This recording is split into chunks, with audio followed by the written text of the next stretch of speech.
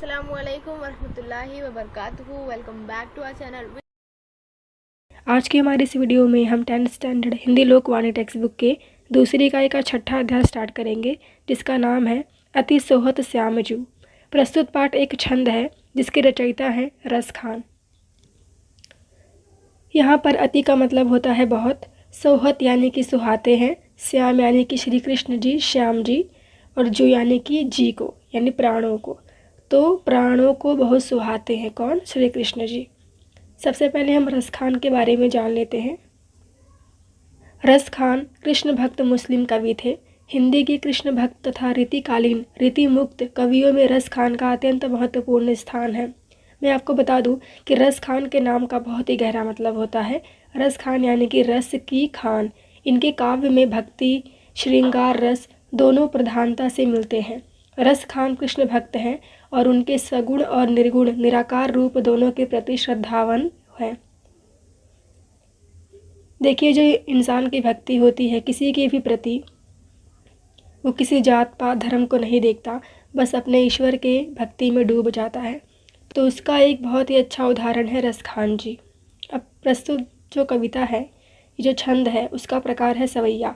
सवैया एक छंद का प्रकार होता है जिसमें 4 चरण होते हैं, यानी कि 4 लाइनें होती हैं।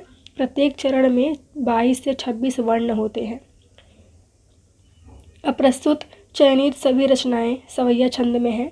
इन सभी सवैयों में उनका कृष्ण प्रेम झलकता है। किस प्रकार उन्हें कृष्ण की हर एक चीज़ याद है। गोकुल धाम में जो उन्होंने लीलाएं रची थी, श्री कृष्ण भगवान ने जो उपकार किए थे वहाँ के वासियों के ऊपर, वो सब उनको याद है और उन सभी की व्याख्यान उन्होंने इस प्रस्तुत कविता में किया है। यहाँ पर रस खान जी ने कृष्ण के बाल रूप यानी बचपन के रूप को, अपनी इच्छा और श्री कृष्ण की व्यापकता का वर्णन किया है। इसका जो पहला पैराग्राफ है, इसमें देखिए 4 लाइनें हैं, यानी कि 4 चरण हैं और प्रत्येक लाइन में 22 शब्द हैं। मानुष में 3 शब्द, देन चौथा वर्ड है हो, 5वां है तो, ऐसे करके पूरे 22 शब्द हैं, यानी कि वर्ण है। उसी के बारे में आपको स्टार्टिंग में बताया गया था। चलिए पढ़ना स्टार्ट करते हैं। मानुष हों तो वही रस खान, बसों मिली गोकुल गांव के ग्वारन। जो पशु हों तो कहाँ बस मेरो, चरों नित नंद की धेनु मझारन। यहाँ पे आपको एक एक करके शब्दों का पहले मतलब समझना पड़ेगा। मानुष का अर्थात है मनुष्य, बसो यानी कि रहना, गोकुल जो कि गांव का नाम है मथुरा में है, ग्वारन यानी कि जो ग्वाले हैं, पशु यानी कि पशु, चरो यानी कि चरना, नित्य अर्थात रोज, धेनु यानी कि गाय, मझारन यानी कि मध्य में। इसके बाद है पाहन हो तो वही गिरी को, जो धरयो कर छत पुरंदर कारण। जो खग हो तो बसेरो करो, मिली कलिंदी कूल कदम्ब की डारन। पाहन अर्थात पत्थर, गिरी यानी कि जो पहाड़ है, उस पर्वत का नाम गिरी है। धरयो यानी कि रखना, छत्र यानी कि छतरी टाइप जो किसी को बचा सके, छत्र। खग अर्थात पक्षी। इन पंक्तियों के माध्यम से कवि रस खान का अपने आराध्य के जन्मभूमि के प्रति बहुत लगाव रहा था। वे मानते हैं कि गोकुल के हर एक कण कण में भगवान श्री कृष्ण बसे हुए हैं। इसी वजह से वे अपना हर एक जन्म गोकुल धरती पर लेना चाहते हैं। वे कहते हैं कि यदि मैं अगले जन्म में मनुष्य रहूँगा, देखिए लिखा है मानुष हो तो, यानी अगले जन्म में अगर मनुष्य रहूँगा तो मैं गोकुल के ग्वालों और गायों के बीच रहना चाहूँगा। यानी कि जो वहाँ के गाय चराने वाले लड़के हैं वो, और जो वहाँ की गायें हैं उनके बीच वो रहना पसंद करेंगे। कौन? रस खान जी। उसके बाद वे कहते हैं यदि मेरा जन्म पशु के रूप में हुआ तो वह क्या बनेंगे? नंद गाय बनेंगे, यानी कि गोकुल के गायों के साथ घूमना फिरना पसंद करेंगे। आगे वह कहते हैं कि अगर मैं पत्थर भी बना तो भी मैं उसी गोवर्धन पर्वत का पत्थर बनना चाहूँगा जिसे श्री कृष्ण ने इंद्र के प्रकोप से गोकुलवासियों को बचाने के लिए अपनी उंगली पर उठाया था। ये कहानी आपको पता होगी कि किस तरह एक बार गोकुल गांव में बहुत तूफान आया था, बहुत बारिश हुई थी और उस समय सारे गोकुलवासियों के प्राण संकट में थे।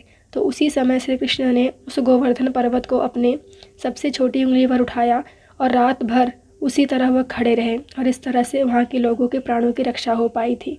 तो रस खान जी कहते हैं कि मैं वही पत्थर बनूंगा जो गिरी पर्वत पर है।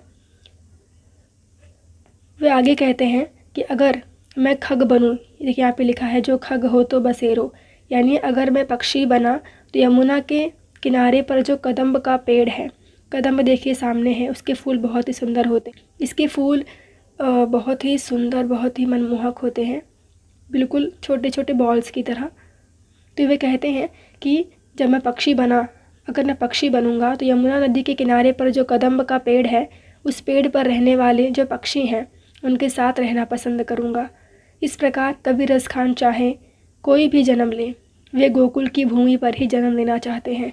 कितनी भक्ति इनकी अपार है श्री कृष्ण के प्रति। इससे पता चलता है कि उनका रोम रोम बस श्री कृष्ण के भगवान में डूबा हुआ है। वे चाहते हैं कि उनका हर जन्म सिर्फ गोकुल में ही हो।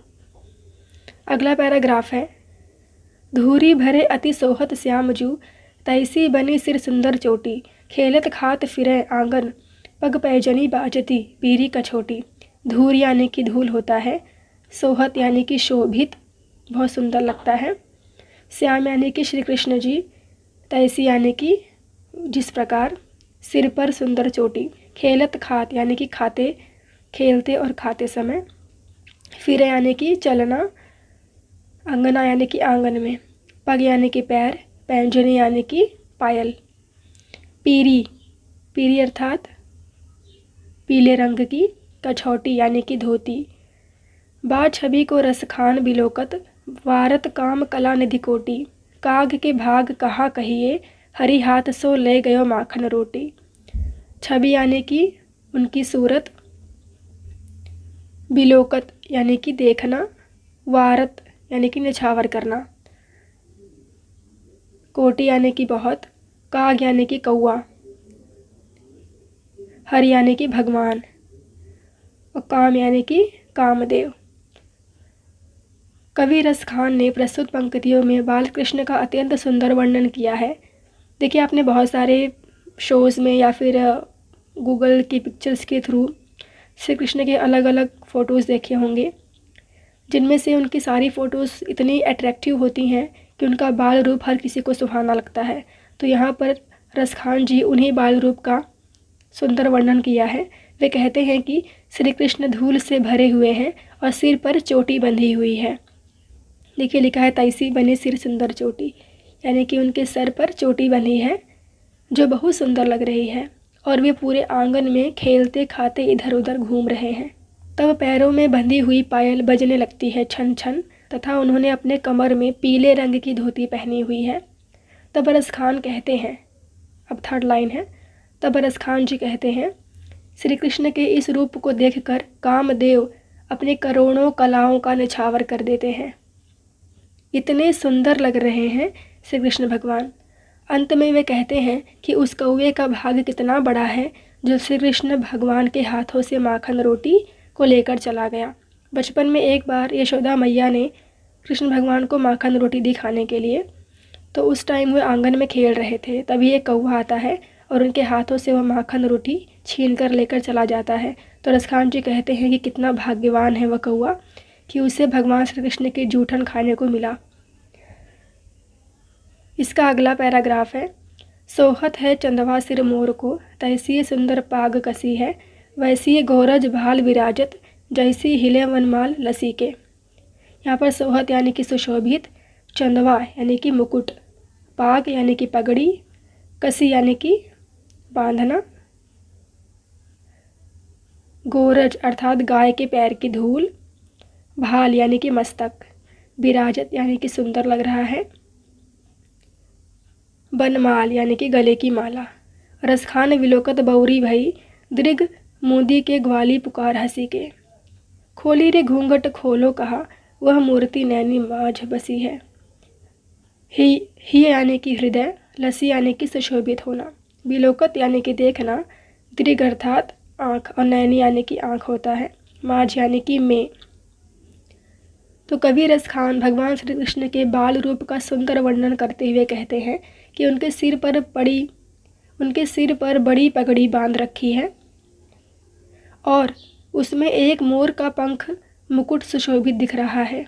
उनके मस्तक पर गायों के पैरों की उड़ने वाली धूल वैसे ही शोभा दे रही है जैसे हृदय पर वनमाला सुशोभित होती है। श्री कृष्ण के इस आकर्षण रूप को देखकर कबीर खान की आंखें खुशी के मारे पागल हो जाती हैं और वे उस वक्त अपनी आंखें बंद कर लेते हैं।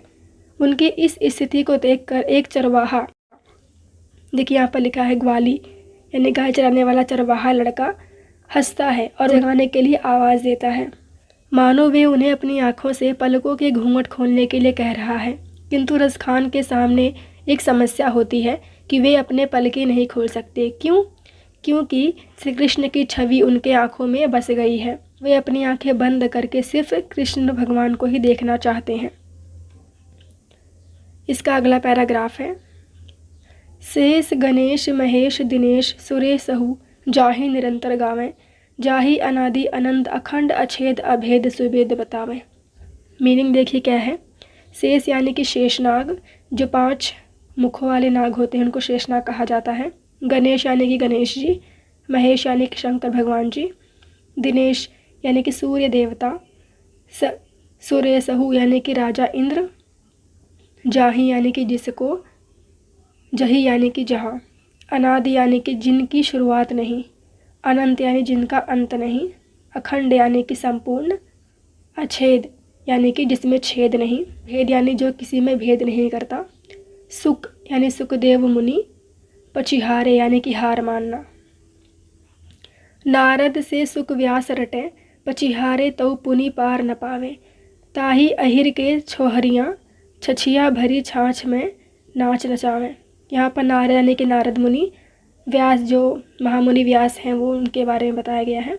पचिहारे यानी कि हार जाना, अहिर यानी कि यादव, अहिर यानी कि गाय पालने वाले, उनको यादव कहा जाता है और उनका एक पुराना नाम है अहिर। छोहरियाँ यानी कि लड़कियाँ, छछिया यानी कि कटोरी भर छाछ।